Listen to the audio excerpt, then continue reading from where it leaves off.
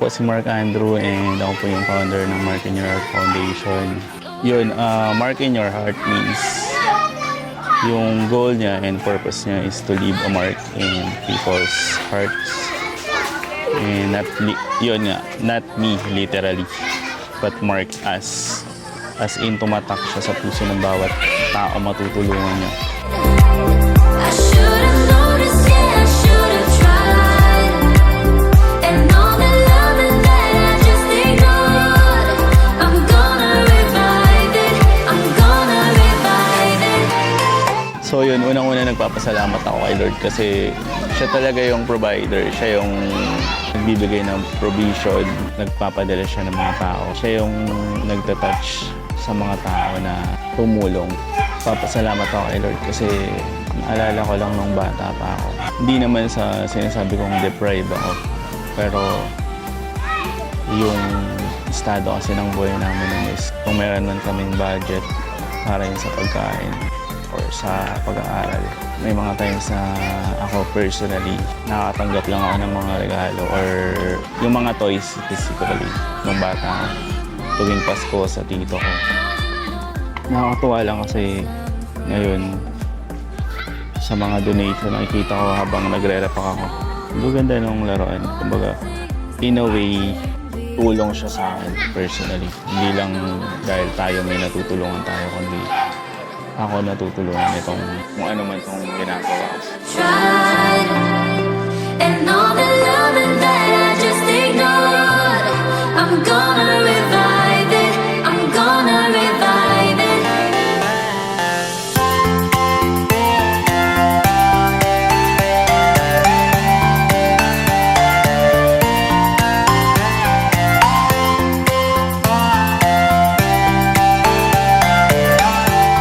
Hello po, I'm Belle po and volunteer po ako ngayong araw po. And nakikita ko po na talaga makikita mo po sa mga eyes po nila na super happy po talaga nila.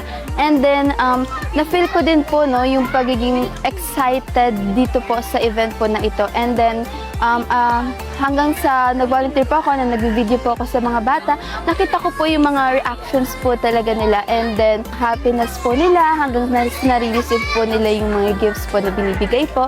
And all the loving that I just ignored, I'm gonna revive it, I'm gonna revive it.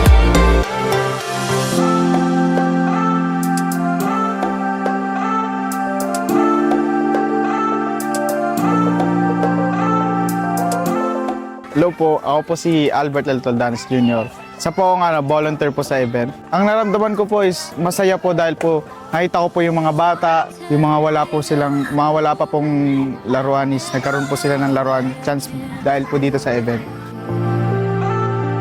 I still wanna come over, 'cause I know that it's not too late.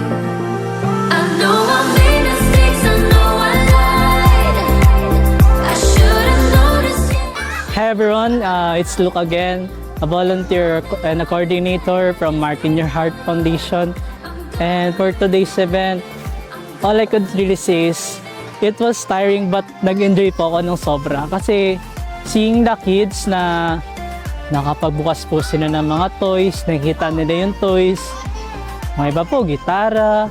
Masaya lang po sa pakiramdam kasi na mga in a little way nakatulong po tayo kasi this Christmas po, kapag nakita kasi natin yung mga bata tuwing Pasko na masaya, alam niyo po yun, parang hindi natin mapigilan pero mahawa. Kung hindi mahawa, masaya nila kasi parang nasabi mo na ang Pasko na nga pala talaga.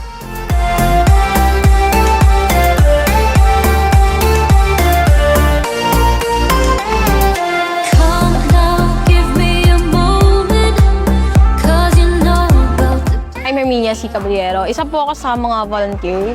Natutuwa lang po ako kasi naaalala ko yung sarili ko sa kanila. Pero dati kasi wala namang volunteer eh. Pero yun nga, natutuwa ako kasi may namimigay ng toys. Of course, sa mga nag-donate din, thank you po.